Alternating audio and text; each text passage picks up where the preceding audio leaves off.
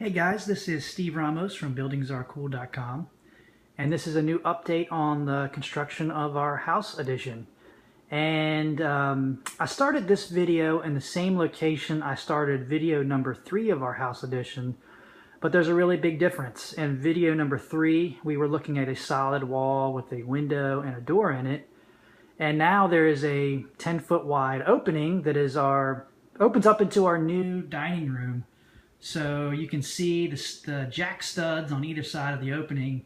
They're holding up a big beam, and we'll take a look at that when we go into the dining room. But we've kind of bunched all of our stuff up into a corner over there. And this week they opened it up, and it's been just probably the most dramatic part of this transformation, just because this is the first time that we can really experience the space.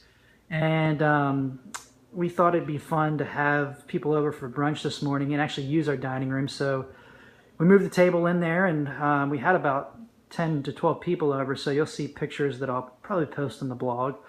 But this is going to be our new dining room, and it's right off of our kitchen, if I kind of just swivel around. And we used to have our dining room table right up against this island. We actually had it parallel to the island because we just didn't have, well, we didn't have enough space to have a full-size dining room. But now that we have this dining room over here, what we're going to do is we're going to get stools to put underneath the island so that we can kind of eat there too. And I'm going to walk through the new opening.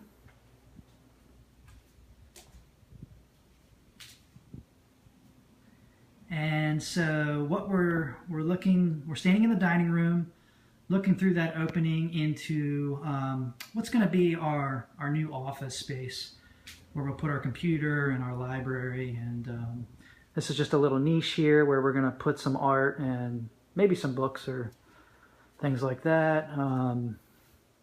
Here's the little nook where it's going to be our little dry bar area.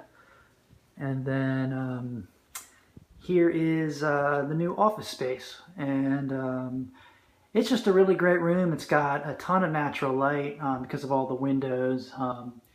It's going to have a vaulted ceiling. It has exposed brick and this column and beam up there. I'm going to trim those out with wood, but do stained grade wood so that we can kind of keep kind of a natural look in here. And this is a good view out to the corner of Bogart and Rose, and our dog really likes it because he can get a really good view of the neighborhood. And this window looks out to our little porch. And then if I kind of swivel back around, we have a little closet there, so that door needs to be hung. The next steps are they're going to be running trim this week. Trimming the doors, the windows. Hopefully the bamboo floor will show up, and maybe they can get that installed, but that's probably going to be the following week. And then painting, and that's pretty much it. Walking back into the dining room, and this is going to be really cool because, well, this is a view of our kitchen that we've never had before because there was a solid wall here. So that's really interesting to see it like this. But check this out. That's a new LVL laminated veneer lumber beam. It's holding up the floor joists of the second floor and the weight of the wall above here. And what's really interesting is that you can see the brick is just hanging there. And there is a steel angle. It's outside. They're going to put it up on Monday. That'll hold the weight of that brick. But this is a good example of how resilient a brick wall is, and that brick has nothing supporting it right now other than the mortar that's kind of left on the underside of it. And you know, maybe I shouldn't even be standing here, but you can kind of see up. There's about a 2-inch cavity between the brick and the sheathing. So again, remember, this was the exterior wall of our house, and you can see where they cut the brick here. You know, what you're seeing is this is one brick wide, but that's the core of the brick. So it kind of looks like slivers of brick, but really that's one brick, and that's the mortar that's in between the core. So I think that's another that's another reason why some of that brick is still, well, all of it is still hanging up there, is that, you know, there's cores in these bricks, and the mortar kind of is surrounding the entire perimeter of those bricks, just kind of holding it in place. So, I don't know, I just thought that was kind of interesting. And you can see our new island. Well, the island was there before, but we had a normal size countertop and it didn't have any overhang.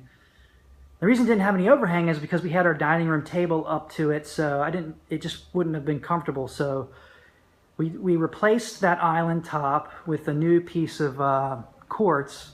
And this quartz, I forget the name, I think it's called Venetino quartz. And it's meant to look a lot like Carrara marble. It just has that marbled look. And we have quartz on our other counters. It's just a kind of a solid flat gray. And we like that, but we wanted to do something just with a little more punch on our island. And we're also going to be getting a new backsplash. Right now there is no backsplash tile, it's just painted wall. And we're going to get some white glass tile. And that's going to tie it into the countertop and kind of finish this off. So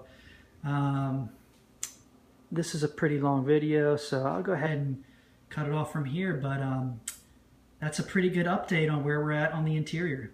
Thanks.